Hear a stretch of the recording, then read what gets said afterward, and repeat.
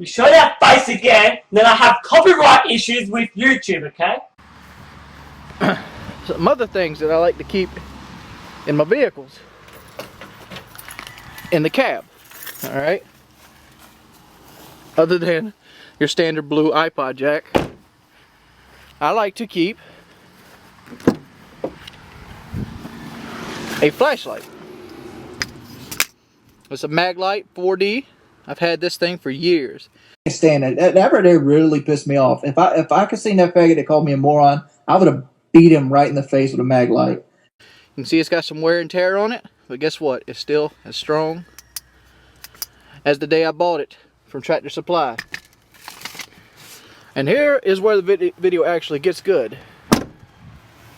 I also keep an extra set of 4D batteries. Here's where the video gets good. Alright?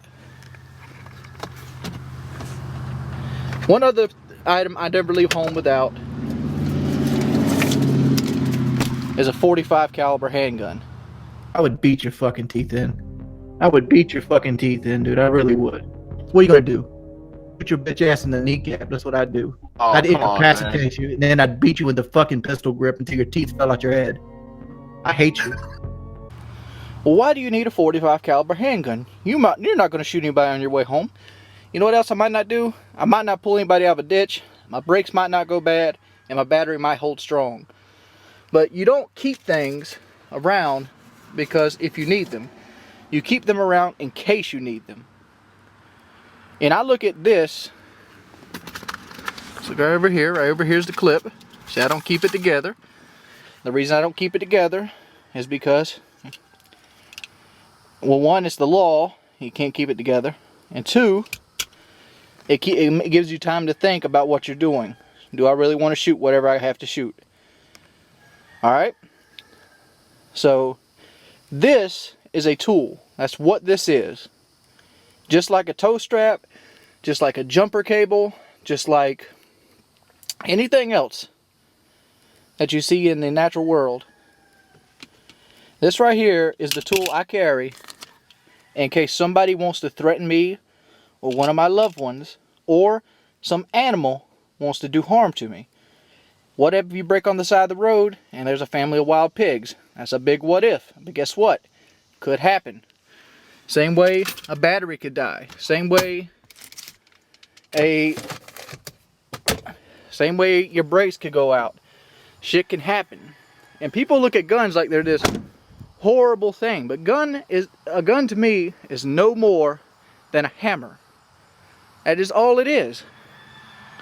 You don't need a hammer every day of your life. But when you do need a hammer, you need to own one, right? And people want to talk about gun control with the Colorado stuff and everything else.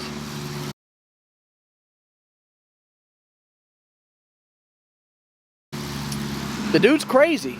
What do you expect? I own a lot of guns. I do. I love guns. I love the idea of guns. But you know what I haven't done? I've never once killed anybody. After the stream ends, he's continually threatening this guy. He says he's going to break his teeth out with a Maglite. And this is what Wing, he said he would kill him. He said if he was near, if he was closer, he would literally kill this man for beating him in a 1v1. There's a hammer. I could kill somebody with that. I could jack them right there in the head. I could beat their brains in. I bet you this would suck worse than getting shot by a gun.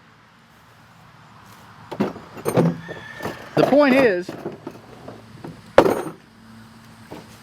a weapon, a rifle, or like in this case, the news are going after assault rifles.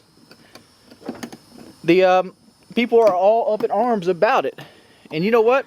Rifles only amount for 4% of the actual homicide. This is the FBI statistic. 4%. And that's all rifles. That's hunting rifles, that's hunting accidents, that's everything. 4% of the population, or 4% of all deaths that are homicides, are rifle related. So why are you cracking down on such a small percentage? Because a gun can kill somebody easier than a hammer? A gun can kill somebody easier than more people than one hammer? Well, that's when you step your game up. What's to say I couldn't take this 2002 Z71 and run down a crowd at a movie theater. They won't see it coming. They'll be chatting with their buddies, creep up beside them and just run them right the fuck over. This is a 5,000-pound piece of steel capable of 100 miles an hour. This would kill the fuck out of you. There's nothing you can do about it. You can't outrun it. You probably go inside, but if you're outside, you're done.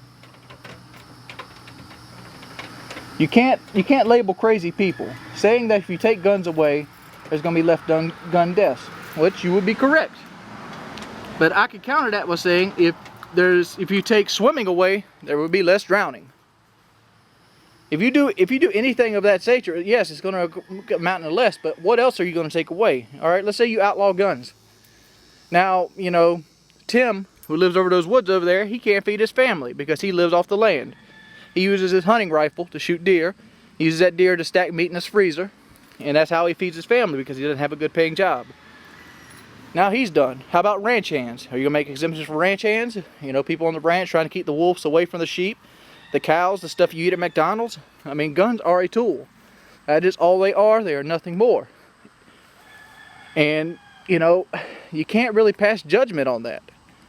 Of course, you know, if you take guns away, it's gonna lower the crime, but guess what? It's also probably going to increase the people being brass. If you didn't have a gun, let's say nobody had guns, and let's say I was here by myself, and let's say 3 guys wanted to break into my house and take anything I wanted. I couldn't stop them. Nobody could stop them. How many guys you know can beat 3 full-size men by themselves in an unstructured arena? I don't think Woody could do it, because 3 men is just too many against 1. Y'all don't remember? If y'all don't believe me, remember that video that came out about 6 months ago of the kid getting beat up by 7 other kids? Go watch that again. It's been your boy Wings of Redemption.